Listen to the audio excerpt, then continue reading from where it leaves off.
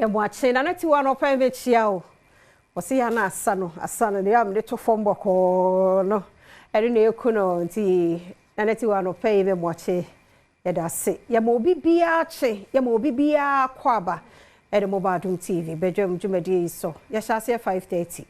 ene ya de nwum saa edi nkwanhye bramo ene ya de kase na ba modaroma ya begina ha edi de bonkrata Adom online yensa kano etwaso edi amamo radio for su 97.1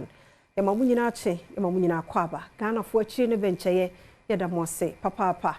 eni owura Bismarck Akwasi Boating aka JP Jordan ene jina ha anope radio ache yankwan free yentua yanto ene 3 September kwa ne yekoye nim e ma bibia mu abam yero ho eno anye yo David don't worry a new day ti Kenya ho e ma bibia mu pusu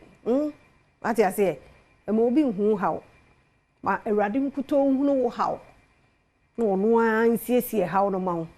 aya boso no obi aba na dai na o ka wonsam zu ka wonsam kire nipa zu ka wonsam kire nipa ka wonsam kire Awurade no ne ni makoma mu nsam nyina even before obekọ na nim kura no onim dada onim de nti a o twentwen so sa o save you enum ti na Pentecost fo onwum no Akwasi wada ma mu akwa be enum ne de say emu de ahen odi ukosi odi tritri eto da bi edi ma no choma mi papa this obi de betimi nti do wonte kwa ye nyankopon eto da odi ye kosie asano odi ye na beche seni doso a odi ukosie sasu doso ana odi ukosie e basa mi edi ma no miye ko mano ono ni mia oriye asemi nyina ni na wo kan understanding the silence of God a whole Bible teaching what you say understanding the silence of God I mean the mood but the thought be na if it's abrabo ma wo hia no if he say or say isise and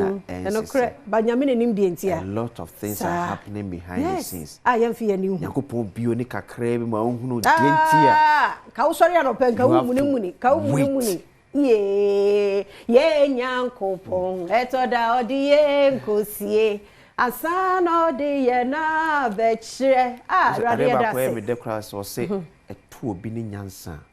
o misasa for radio sa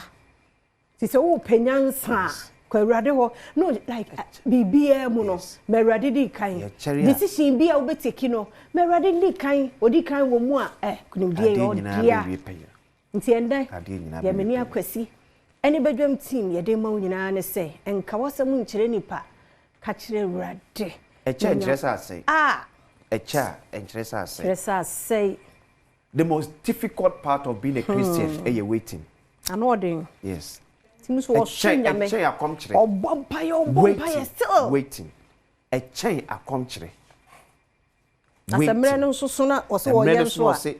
ebre na so na oyi wa pia ye oya mari ya fedodo ba bia kama dudu osesa be kama nya me fie no ka e bia benya betimi ahye and now be your downfall e tore bia nti nya me ase ye mi sanse papa adenti no ka bibi ngu waso oso tie Awurade ne e bia fa me ka se oye gidi ni na se ontie Awurade ni a ya na sinto kakra o that's e dey obeti o because wonu ya na ma pray for me ni doors de bia do ho to obi so ena makochi esika masof matoni mama sosof fa nya akomtre me so bobi to da bia wankasa so fa ye fruit obi wankasa so ko Awurade anim se Awurade na adai no nkyere odi entia because obi so dan na ofia o kyere match difference wa waso dan no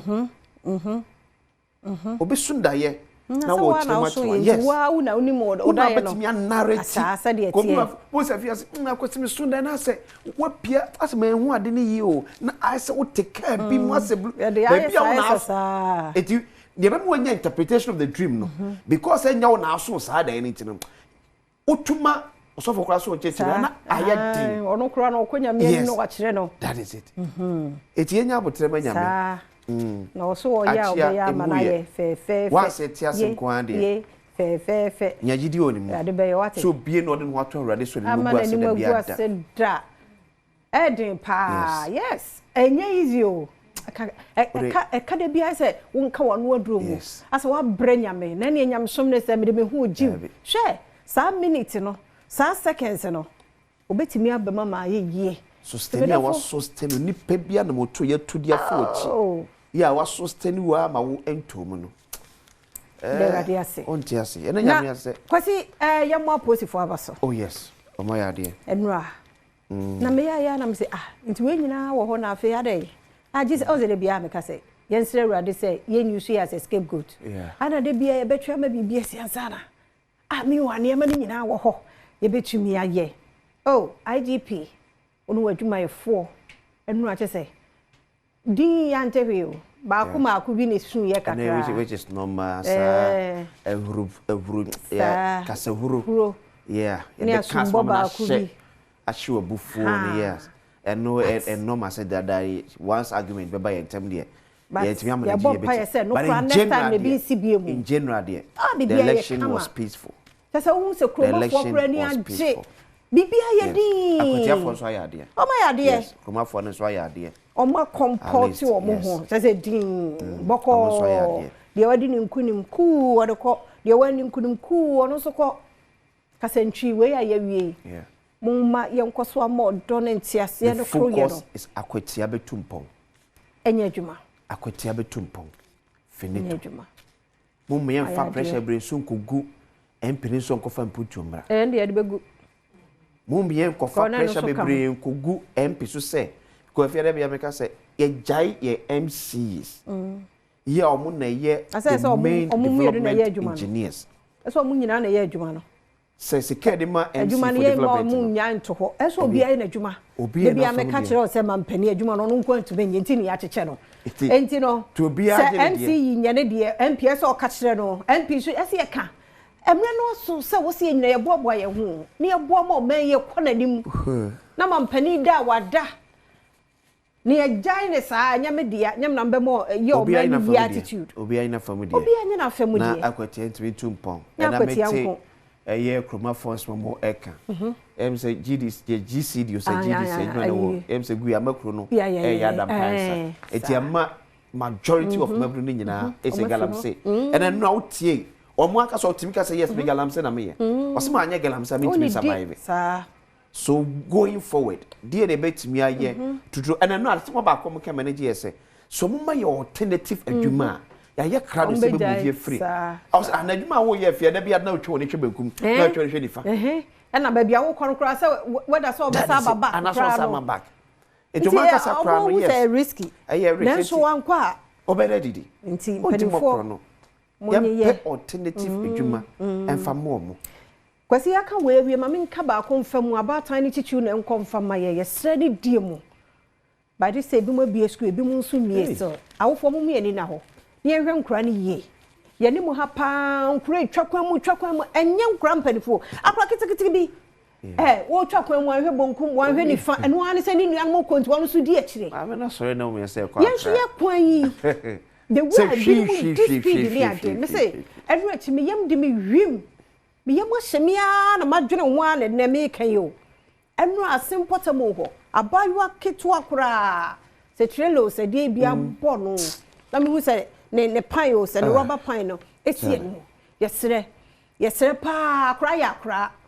no matter what akura wa ya akura the penny be function no hunu ne ma sa ni mfa ne ko how many minutes na akura no what ne ba be dey kwasi e serious o ye ni wa de sada maka even if eya na nye private cars no a police for yes and like prisons yes omo any ambulance omo skade ba sirens no ni ade asisi omo car so say aha no nko edi de nkoa na wa ha no a yeso de hwi speedo ya na ye gina kwan no ho kura cross no ni ase penfo mo drivers na fa ye a multimedia ni mo ha no no what speed ni too much one be fast match mo nwa mo na no do mo ko nwa mo a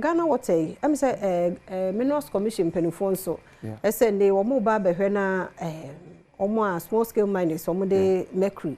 no omo ba betwem and I think say pa because mercury na wo mu no hu so na no odin it teach you one ben ene de be bom ma ye sure ye one afo mu ni enya no omo be be fe hu kura se hu se be do no be kana amane mane kakra omo bo ba bi e di mercury ni adwuma ne de hu so ni nyina ni asai is capacity depend you cry your bottom no an here ye health no ye hwe ho yes you go DDT egu good and the be you good you be be masika bia na yemfa ho ne chele o me is capacity too much serious already we are mobo na me hu sem penifo wa adwen no trotro na se be adwuma no e be take forever bedro na niema ekachi na niema ekachi e dia wa na wo ye de obeda kutu ase ayasem already yesrew e je say unye ska fawura enkutom nkuto ho yes 2023 we are seeing now Ghana na top global export of share wow unye ska fawura oh minya kwanyanya bi free srem bai kwasi say ubetumi de aya nwamo betumi de achikosua fon se srem de no kekan bi anim nkuto bi esi e make up ho nkuto bi esi e make up ho we am na we nkuto just me wuni nipa andai na ye wo original nkuto na wo de a wa brand wo de wa ya bobo ho afi nkuto bibi sika penti na me hwet etiremu de na menya ya na ani akono kama what the stranso who say take skin already make am wase ho what is say na abobo apo nkitengiti ni bi te say ayi oye oblayo nkitengiti no na edem and we wa branded to we best say sample for one ko esim bo no se na be ye be bo ade ba ko high wo export me packaging ye mo with the packaging se na be ye ya ko e wo se ye ko ye bo wo oh yes because in faso bebre wo so wo ba kuma e obatan wo hwe sa bre wo de fa nkuto yisira kure fatwi no na ye skin color pa we tutuma se na color to ye creams yi bi mo wo mu wo de fa nkuto no twi no bo hu da obeda ni twi ne sire ne nense na wo twi mu ni ade nkuto ye adwuma bebre o de say wanya code kakra na ade bia so enu anu no yes Ghana de nyame ehire ya ma me say awrade to so mu say yes ankofo we mi hu ne menya mbiem wa woman nti bi bibia yo if you actually kuto de ye boy hu ye because fabricant or fish business no why ko so we are not doing kuto abese oh yes to be out of fish no atunkuto to fish no because you am so na some dey kan ho is all the kosua kan o tre washim because of national service so mun kosua na ba about national service authority okay mun kosua na ba say them my idea oh your my idea and me believe me kai say ye wo ss no ye agri students no we year backyard farming and nan say ye news be a school be almost ye be na no anu omudi am say ye college of education school ni bi obi ho baby and no omudi di o nti I think say GES any ministry of education Musam peja sanhye no a agri students who say school no sase ni bi o ha na da hokwa ye betumi de adua bro ne ade a ye betumi anya mfaso de ama ye and no aseba school ya okay and no chief of staff Regulus de Brakansi me bra o chi a kuamu mpanifo okay say school for no emma de suafo hunu kuayo se punishment sa as one ko school na wo kwa ye movie say why you born into kodo ye movie away from that na say umma baburu say onko kwamu a who say or venture into a business no mo akomu no faso omunya no if I can say am so oh yes we ni ade ye nya sa orientation e ma ne kwai say akosi aye boniti akosi ni jese ka ne kodo da bi ya meba ya kata me koye kua bia ma adwem se ne school ya ka kire me no e bi na e ba to yemfancy papa yemfancy kwa de be ko Michelle ya da radio force 97.1 ya da masini obi bia me hu se nanka ka unko nkomo ya didi nanka bia phone lines no don't worry ya bompa ye tena na de chi se nko ho a ebenya akwanya ne ya bia ya kwa ba gudie mu nsam sika star 281 hash option no ye 4 twa na utwa ubedi ye ko wi a na is a health tips no so abana kwam eye injuries ye mo ye ne ho ban ye kwaba